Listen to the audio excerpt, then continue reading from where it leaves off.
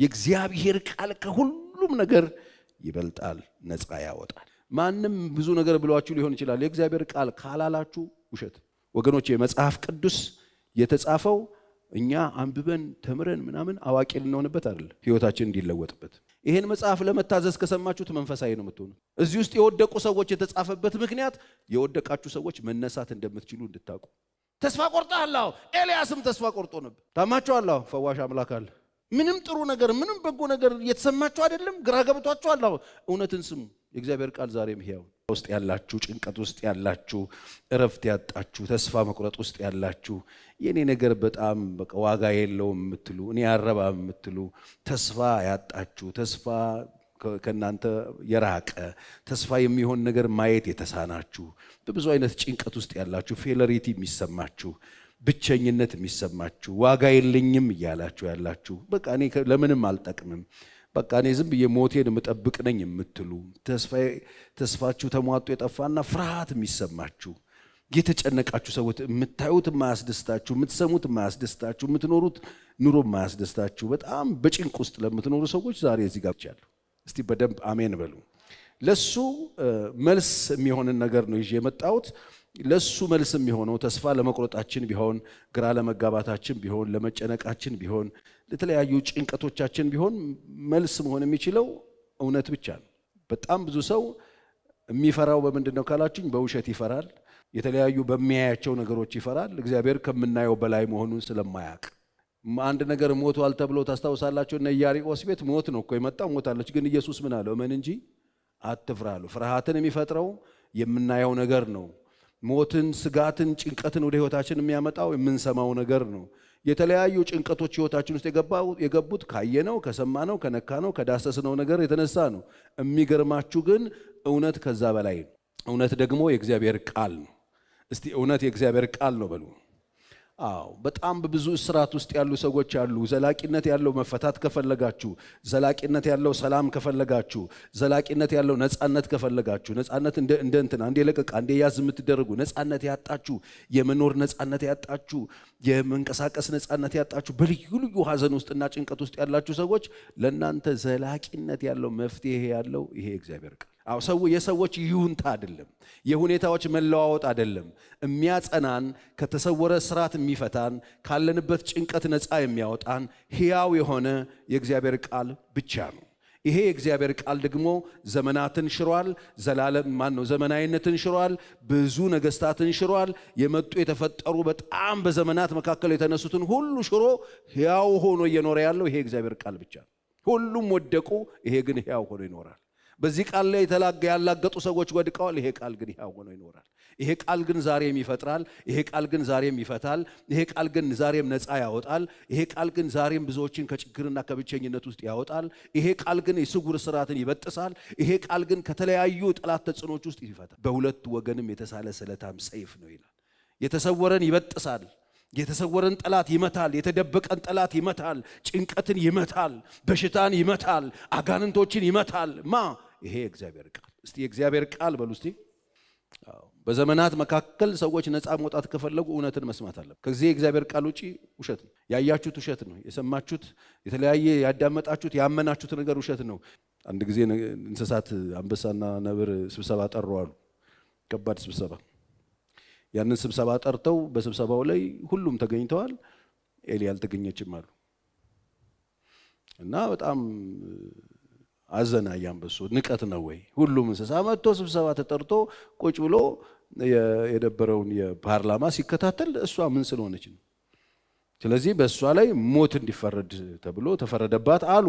የተፈረደባትን ሞት እንድትሞት ተፈርዶባት ስብሰባው ተበተነ። በኋላ ሲሯሯጡ ጦጣ አገኘቻታሉ። አንቺ የት ነው? በስመ አብ ዛሬ ስብሰባ ለምንድን ያልመጣሽው?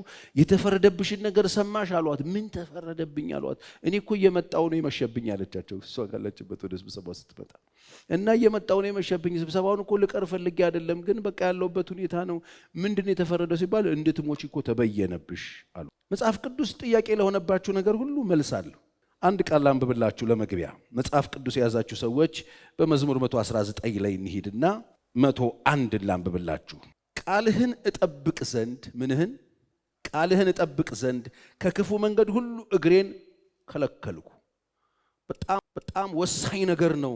ከክፉ ነገር ሁሉ የከለከልኩትኝ እግሬን ቃልህን እጠብቅ ዘንድ ነው። አስተምረኸኛልና ከፍርድህ አልራኩም። ለምን? ቃሉ ሲያስተምር ከእግዚአብሔር ፍርድ አይራቅም። አልራኩም። ቃልህ በጉሮሮዬ ጣፋጭ ነው።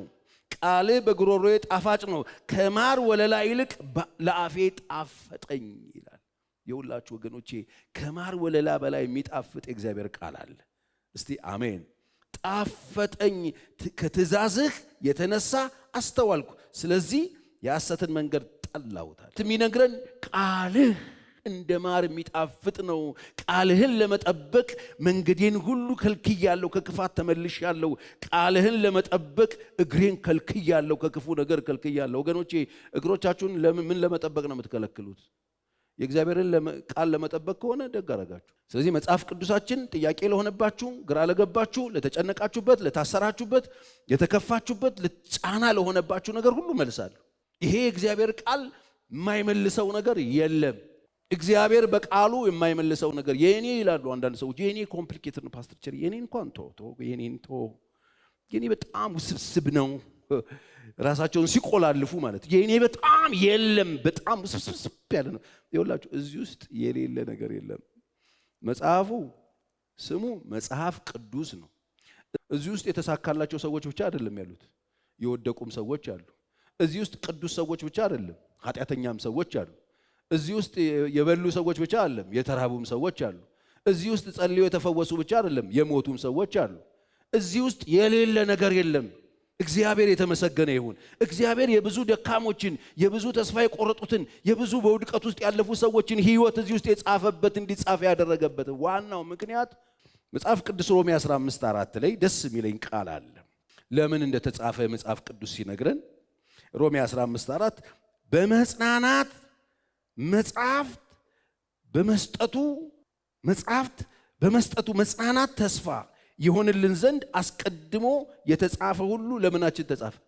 ለትምህርታችን ተጻፈ። ለትምህርታችን የተጻፈው እዚህ ውስጥ የማንማርበት ነገር የለም። እያንዳንዱ ነገር እንማርበታለን፣ ተስፋ ቆርጠን እንዳንወድቅ። የኛ አይነት ታሪክ ያላቸው ሰዎች እዚህ ውስጥ አሉ። ምን አይነት ታሪክ ውስጥ ነው ያላችሁት? በደንብ የምትሰሙኝ እዚህም እዛም ሆናችሁ ምን አይነት ታሪክ ውስጥ ነው ህይወታችሁ ያለው? ምን ውስጥ ነው እናንተ ያላችሁት? አየኔ የተለየ ነው አትበሉኝ። የቱ ጋር ነው ያላችሁት? ተስፋ ቆርጣችኋል? ተጨንቃችኋል? ግራ ገብቷችኋል? ይሄ መጽሐፍ ለትምህርታችን ተጽፏል። ልንጽናናበት ተጽፏል። ልንገሰጽበት ተጽፏል። ትምህርት ልንወስድበት ተጽፏል። በምን አይነት ሁኔታ ውስጥ ነው ያላችሁት? በጣም ብዙ ሰዎች መጽሐፍ ቅዱስን ለእውቀት ያነቡታል፣ አዋቂ ለመባል። መጽሐፍ ቅዱስን አዋቂ ለመባል አናነበውም። ከዚህ በፊት ነግሬያችኋለሁ። መጽሐፍን የምንናገረው ነገር ለማወቅ ከሰማችሁ አዋቂ ነው የምትሆኑት። መጽሐፍ ቅዱስ አዋቂ የምትሆኑበት መጽሐፍ አይደለም፣ የምትለወጡበት መጽሐፍ ነው። እስቲ መጽሐፍ ቅዱሴ በሉ። እስቲ ጮክ በሉና እጆቻችሁን አንሱና መጽሐፍ ቅዱሴ የማቀው መጽሐፍ ብቻ ሳይሆን የምለወጥበት መጽሐፍ ነው። መጽሐፍ ቅዱስ የምትለወጡበት መጽሐፍ ቅዱስ ነው። ዛሬ የማወራው ነገር እናንተን ይለውጣል። እስቲ አሜን በሉ። ለዚህ ነው ከአፌ የሚወጣው ቃሌ በከንቱ አይመለስም፣ ይሰራል አለ። ዝናብና በረዶ ከሰማይ እንደሚወርድ ምድርን እንደሚያጠጣት ታበቅልና ታፈራ ዘንድ እንደሚያደርግ እንዲሁ የምሻውን ይፈጽማል። ይሄ የእግዚአብሔር ቃል ዛሬ ማታ በእያንዳንዳችሁ ሕይወትና ኑሮ፣ ትዳር፣ መንገድና የህይወት አቅጣጫ ላይ ስራ ሰርቶ ያልፋል። በጥንካሬ ኖረው ውድቅ ያሉ ሰዎች ታሪክ አለ። ኖራችሁ የወደቃችሁ ሰዎች አላችሁ። እዚህ መጽሐፍ ቅዱስ ውስጥ ተስፋ የቆረጡ ሰዎች አሉ። በተስፋ ተነስተው መንገድ ከሄዱ በኋላ በቃ እግዚአብሔር ጥሎናል ብለው የፈሩ ሰዎች አሉ። እግዚአብሔር የደረሰላቸው። ተስፋ ቆርጣችኋል። እዚህ መጽሐፍ ቅዱስ የታመሙ ሰዎች አሉ። ታመው ግራ የገባቸው የሚሞቱ የመሰላቸው የሞትን አዋጅ የሰሙ ሰዎች አሉ እኮ። እነሱ ሰዎች ምን ሆነላቸው? እዚህ ውስጥ አለላቸው። በሞትና በህይወት መካከል አንድ እርምጃ የቀራቸው ሰዎች አሉ። ዛሬ ተስፋ የቆረጣችሁ ሰዎች አሉ። እዚህ ውስጥ ተስፋ የቆረጡ ሰዎች አሉ። የተከዳችሁ ሰዎች አላችሁ። ክህደት በህይወታችሁ የተፈጸመባችሁ እዚህ ውስጥ የተከዱ ሰዎች አሉ፣ ኢየሱስን ጨምሮ። ብቻችሁን ያላችሁ ሰዎች አላችሁ። እዚህ ውስጥ ብቻዬን ቀርቻለሁ ያሉ ሰዎች አሉ። ማንም የለኝም ያሉ ሰዎች አሉ። ካላችሁበት ነገር የሚያወጣችሁ እውነት ብቻ ነው። እውነት ደግሞ የእግዚአብሔር ቃል። የመጨረሻ ጌተሰማኒ ሲጸልይ ቃልህ እውነት ነው፣ በእውነት ደግሞ ምን አድርጋቸው? ቀድሳቸው። እዚህ ውስጥ ተስፋ የቆረጡ ሰዎች አሉ ነው የምትለን? አዎ።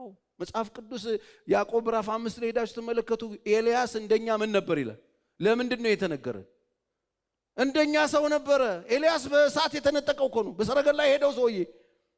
እሱ ሰውዬ እንደኛ ሰው ነበረ። ሰማይን ለመቆለፍ ጸለየ፣ ፓወሩን አሳየን፣ እንደገና ከፈተ። የሚገርም ነው። ኤልያስ እንደኛ ሰው ነበረ፣ የሚጸልይ ሰማይ የሚዘጋ ሰማይ የሚከፍት ፓወርፉል የሆነ አገልጋይ ነበረ። እንደኔና እንደናንተ ሰው ነበረ። ምንድነው ሊነግረን የፈለገው? ኤልያስ እንደኛ ሰው ይሁን እንጂ እንደኛ ተስፋ ቆርጦ ያውቃል። እንደኛ ሰው ይሁን እንጂ እንደኛ ተስፋ ቆርጦ፣ እንደኛ ግራ ገብቶት ተጨንቆ ብቸኝነት ተሰምቶት ብሞት ይሻለኛል በቃ ሰብስበኝ ብሏል። እግዚአብሔር የተወ መስሎት ነበር። ብቸኝነት ተሰምቷል። ኤልያስም ብቻዬን ቀርቻለሁ ብሎ ተጨንቆ ነበረ፣ ግራ ገብቶት ነበረ። በቃ ሰብስበኝ ብሎ ነበረ። እኔ ከአባቶች አልበልጥ በቃኝ ብሎ ነበረ። ነገሩ ዓለሙን ትቶት ነበረ። ተስፋ ቆርጦ ነበር። ዛሬ ተስፋ የቆርጣችሁ ሰዎች አላችሁ? ምን ውስጥ ነው ያላችሁ? ያ ጀግና በቂሶን ወንዝ 400 ምናምን ነቢያቶችን ያዋረደ፣ የእግዚአብሔርን ስም ያስከበረ፣ ታምራት ያደረገ ያ ድንቅ ሰው በቃኝ አለ በማግስቱ። የትናንትና ጀግንነት የጠፋባችሁ ሰዎች አላችሁ? ዛሬም የእግዚአብሔር ቃል ሕያው ነው። የትናንትና ቆራጥነት በእግዚአብሔር ላይ የነበራችሁ እምነት የጠፋባችሁ ሰዎች አላችሁ? ዛሬም እግዚአብሔር ሕያው ነው። ቃሉ ዛሬም ሕያው ነው። የፈራችሁበት ነገር አለ? አዎ። ትናንትና ጀግና የነበረ ዛሬ ፈርቷል። አዎ። ምንድነው ያስፈራው ኤልያስ ብትሉት፣ የሆነች ሴትዮ ዛች፣ እኔ አይደለሁም በነቢያቶቼ ላይ እንዳደረግ አንገትን ነው እቆርጣታለሁ አሳያለሁ አለችው። ያን ጊዜ ብር ብሎ ጠፋ በዛቻ። ጀግና ተጫውተን የሆነ ቀን ልንፈራ እንችላለን። ጤነኛ ተጫውተን ነገ ልንታመም እንችላለን። ጤነኛም ሆነን እግዚአብሔር ሕያው ነው፣ ታመንም ሕያው ነው። እስቲ አሜን በሉ። አግኝተን እግዚአብሔር ሕያው ነው፣ አተንም እግዚአብሔር ሕያው ነው። ለኢዮብ ጠይቁት፣ ሁሉ ሞልቶለት እግዚአብሔር ሕያው ነው። ነገሮች ጠፍቶም እግዚአብሔር ምንድን ነው? የሆኑ ሰዎች ስልክ ጥሪ ደውሉ፣ ድምፁ ያስፈራችኋል። የሆኑ ሰዎች ድምፅ፣ የሆኑ ሰዎች ንግግር፣ ዙሪያችሁ ያለ ሁኔታ ያስፈራችኋል። መንግስት ሊያስፈራችሁ ይችላል። የገቢዎች ሊያስጨንቋችሁ ይችላል። ሁሉ ሊያስጨንቃችሁ ይችላል። እመኑኝ ግን እግዚአብሔር ሕያው። ዛሬ ምድር ላይ የሚርመሰመሱት ነገስታት ከመኖራቸው በፊት የነበረ ነው። እግዚአብሔር ያለ ነው፣ የነበረ ነው። እስቲ በደንብ አሜን። እስቲ ጮክ በሉና አሜን በሉኝ። ኢትዮጵያ ምድር ላይ የነበሩ ነገስታት በነበሩበት ጊዜ እንደ ቀላል ነገር ሲቆጥሩት እሱ ነበረ። እነሱ የሉም፣ እሱ ግን አለ። ኃያላን ነበሩ፣ የለም እግዚአብሔር ያሉ፣ እነሱ የሉም፣ እሱ ግን አለ። ዛሬም እየሰራ ነው። አይገርማችሁ? ክብር ለኢየሱስ። እስቲ ወደ ላይ አጨብጭቡ። ለእግዚአብሔር ክብር። ጌታ የተመሰገነ ይሁን። እምናመልከው አምላክ ይሄ በቃ ውሰደኝ ብሎ ጮኸና እዛው እንቅልፍ ይዞት ክልትዋል። እዚህ ምን ትሰራለህ? ፈራን ኤልዛቤት ይወድዳርቀምና ተነስና በላ። አሁንም በላ ጠጣና መልሶ ተኛ ይላል። ድጋሚ መጣና ሰጣው፣ ተነስና ብላ። አሁንም በልቶ ሊተኛ ነው። ተነስ። አሁን ሕይወታችሁ እግዚአብሔርን በመሸሽና በማይሆን ቁልፍልፍ ውስጥ ገብታችሁ ወጥመድ ውስጥ የወደቃችሁ ሰዎች አላችሁ። እግዚአብሔር አይጥልም። ይሄ ሂዱና ዮናስን ጠይቁት። ዮናስ በአሳ ነባሪ ሆድ ውስጥ ገብቶ 3 ቀን ወገኔ ጥልቅ ይዞት ሄደ። ከሚዳንበት አይደለም ከማይዳንበት ጥልቅ ውስጥ እግዚአብሔር ጠርቶት ለምነው እዛ ውስጥ ሆኖ እግዚአብሔርን አሰበው። እግዚአብሔር ከእንደዚህ አይነት ጭንቅ ያወጣል ነው የምትለን ፓስተር ቸሬ? የስ ለሰው የማይቻል ለምንድን ነው የተጻፈው? ባህር እንደ ግድግዳ ቆሞ ውሃ እንደዚህ እያየ የውሃ ግድግዳ እያየ መስታወት የሌለው የውሃ ግድግዳ የተተሻገረ ዝም ብለህ 100 ዓመት ጸጥ ብላ አትኖርም። ሲበሉ ይዘምሩና ወዲያው አግሮ ነው ሲበሉ ወዲያው። ከዛ መንገድ ላይ ስጋ ማረን ምን ሆናችሁ አላቸው። ጠዋት ሲመጣ እያለቀሱ ነው። ስጋ ስንት ጊዜያችን ይህንን ህዝብ በቃኛል። ምን አይነት ህዝብ ነው? መንገድ ላይ ያስቸገረው። በኋላ እግዚአብሔር ቆይ ሙሴ ምንድን ነው የምታወራው? ሰጣቸው። አንተስ ብትሆን ኬት ታመጣለህ አለ ሙሴ። ኬት ታመጣለህ? አሁን ይሄ ሁሉ ከርስ በምንድን ነው የሚሞላው አለ። በቃ እኔ ቆይ ሙሴ አለው የኔ እጅ አጭር ነው አለው እግዚአብሔር። የኔ ጌታ እጅ አጭር ነው። በእርግጥ እጅ አጭር አይደለም፣ ግን ይሄ ሁሉ ከርስ ተጽፏል። እግዚአብሔር ጽፎልናል። ምንም ጥሩ ነገር ሆነም በጎ ነገር አይሰማችሁ። ሽንፈት ብቻ እንጂ ድል አይታየው። ናቹራሊ ቁጭ ብሎ ሁሉ ጊዜ መሸነፍ ድል አይታየው፣ መውጣት አይታየው፣ መሞት እንጂ መዳንም አይታየው ሰው አለ። እግዚአብሔር ያደረገለትን ነገር ማየት የማይችል የሌለውን ነገር አሁን ቆይ እኔ ብንል የተደረገልን ነገር ካልተደረገልን ነገር ይበልጣል። የሰራው ነገር በህይወታችን ካልሰራው ነገር የምንፈልገው ነገር ከምንፈልገው ይልቅ የተደረገው በጣም ብዙ። እዩ ትባሉ የሌላችሁን ነው የምታዩት፣ ያላችሁ ማየት አትችሉም። እንዴት ነው የጣፈጠው! አቤት እግዚአብሔር ቸርነትህ! አቤት እግዚአብሔር ደግሞ ከአለት ውሃ አውጥተህ ያጠጣኸኝ እያሉ መሄድ ሲችሉ ጠላቶቻቸውን እኮ በሬ ለመለመውን ሳር እንደሚጨርስ እየጨረሱ የመጡ ሰዎች ናቸው። ግን አንዳቸውም አልገቡም ይላል።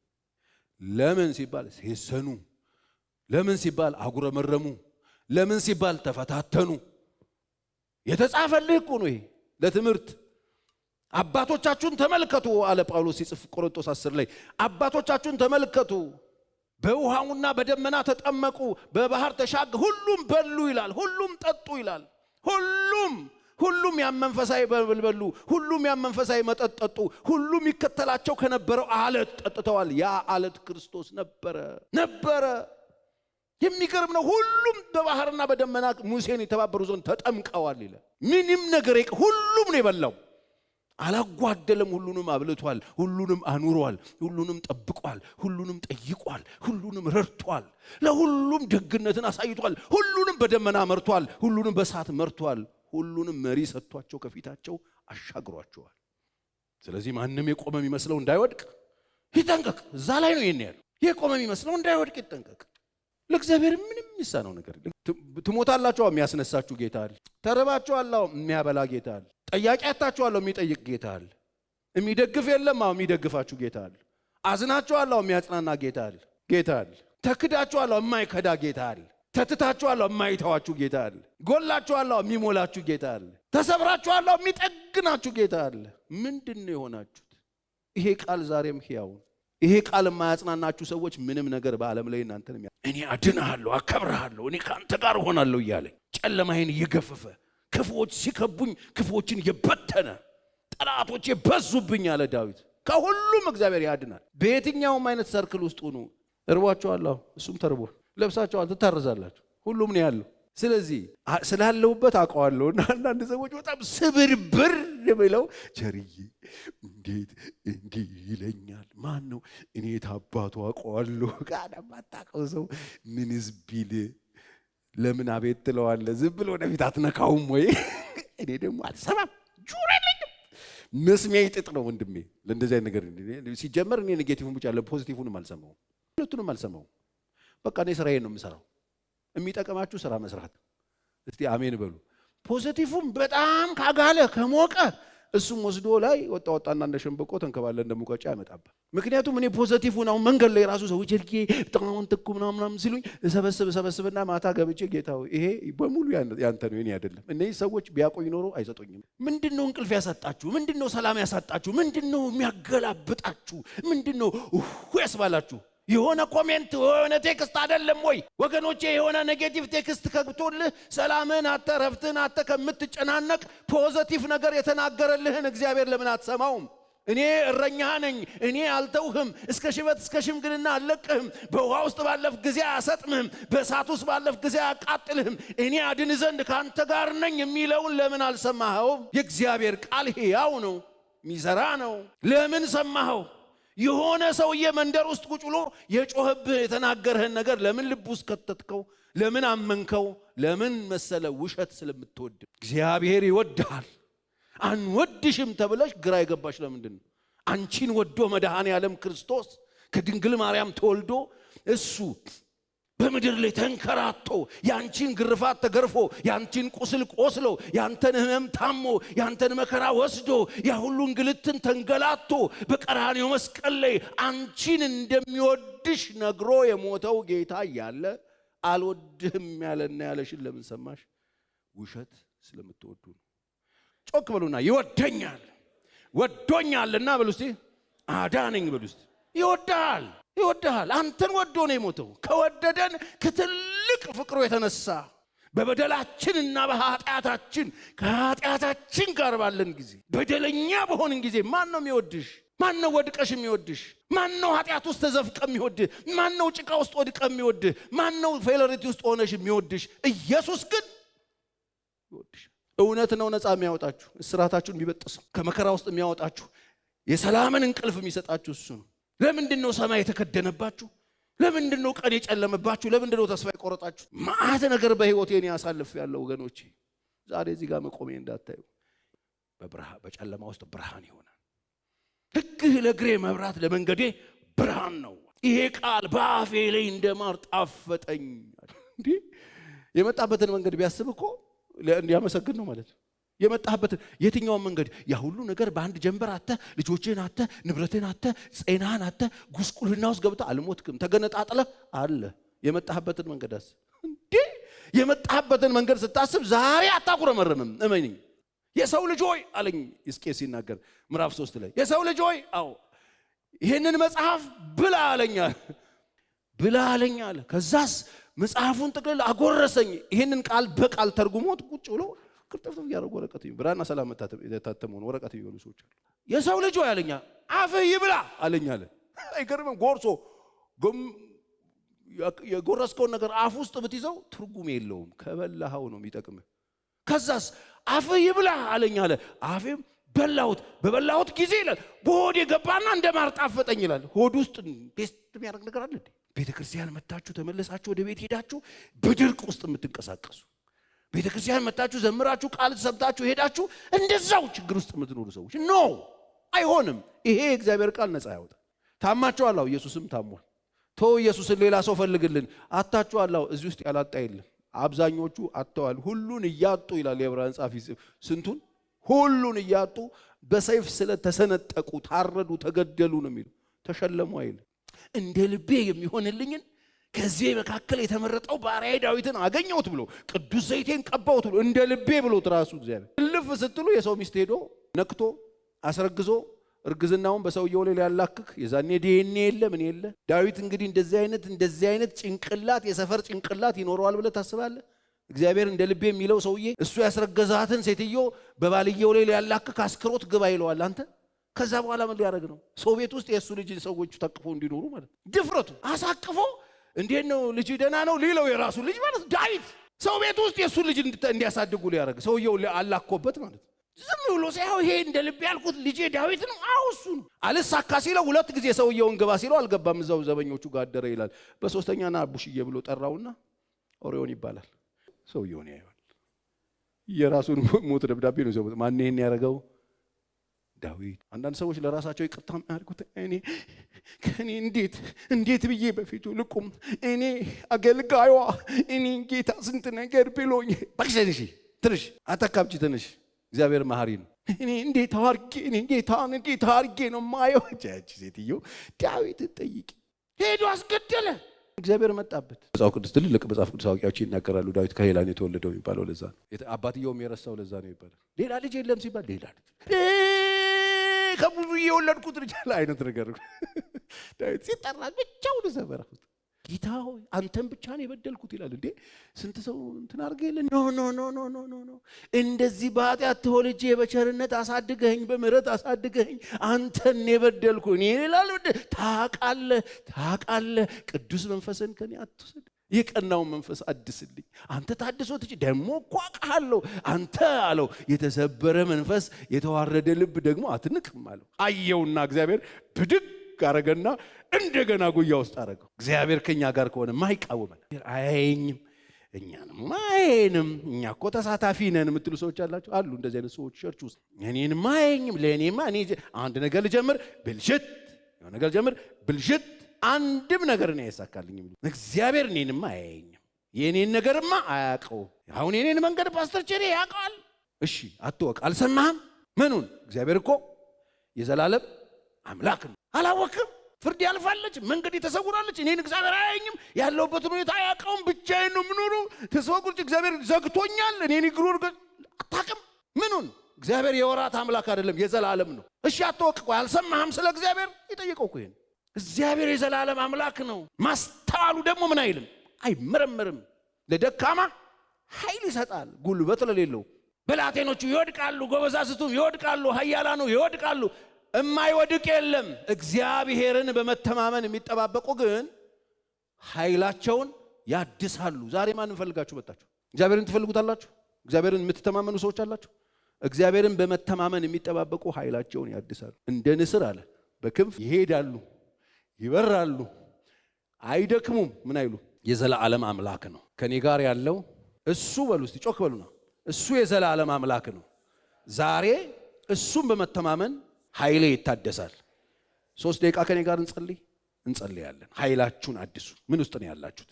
እያመሰገናችሁ ኃይላችሁን አድሱ። ወገኖቼ ከማይቀበሏችሁ ይልቅ የሚቀበሏችሁ ይበልጣሉ። ከማይወዷችሁ ይልቅ የሚወዳችሁ ይበልጣል። ከሌላችሁ ይልቅ ያላችሁ ይበልጣል። ካልተደረገላችሁ ይልቅ የተደረገላችሁ ነገር ይበልጣል። የዘላለም አምላክ ከእናንተ ጋር ነው። ሕያው የሆነ ጌታ ዛሬም ይሰራል። ኃይላችሁን አድሱ። የደከማችሁ ሰዎች ትበረታላችሁ። የሳታችሁ ሰዎች ትመለሳላችሁ። ኃጢአት የሰራችሁ ሰዎች በምሕረት እንደገና ትቆማላችሁ። እግዚአብሔር የእንደገና አምላክ ነው። እግዚአብሔር የእንደገና አምላክ ነው። ሃሌሉያ ሃሌሉያ ሃሌሉያ። ኃይልን ያድሳል ጌታ። ለደካማ ኃይልን የሚሰጥ አምላክ መጥቶላችኋል። እህቴ እግዚአብሔር ካንቺ ጋር ነው። ዛሬ የእግዚአብሔርን ቃል ተጽናኝበት። ዛሬ የእግዚአብሔርን ቃል ተለወጭበት። ዛሬ የነገርኳችሁን ነገር አውቃችሁ አትሄዱ፣ ተለውጣችሁበት ሂዱ። የሕይወታችሁ አካል አድርጋችሁት ሂዱ። ቃልም ሥጋ ሆነ ይላል፣ ጸጋና እውነትን ተሞልቶ በእኛ አደረ ይላል። የእግዚአብሔር ቃል ዛሬም ነበልባሉን ይቆርጣል። የእግዚአብሔር ቃል ዛሬም ጫካውን ይገልጣል። የእግዚአብሔር ቃል ዛሬም የሞተውን ያስነሳል። የእግዚአብሔር ቃል ዛሬም ይሰራል። ሃሌሉያ። እምነቴን አድስልኝ፣ ጉልበቴን አድስልኝ በሉና ጸልዩ። ከእናንተ ጋር ያለው በዓለም ካለው ይበልጣል። መንፈስ ቅዱስ ስም ብሩክ ይሁን፣ ስም ብሩክ ይሁን፣ ስም ብሩክ ይሁን። ሃሌሉያ ሃሌሉያ ሃሌሉያ። ተመስገን ጌታ ሆይ። ጸልዩ በእግዚአብሔር ፊት። አንደበቶቻችሁን ክፈቱና እኔ ማምን ነው፣ እኔ ማመልከው ይሄን እግዚአብሔር ነው።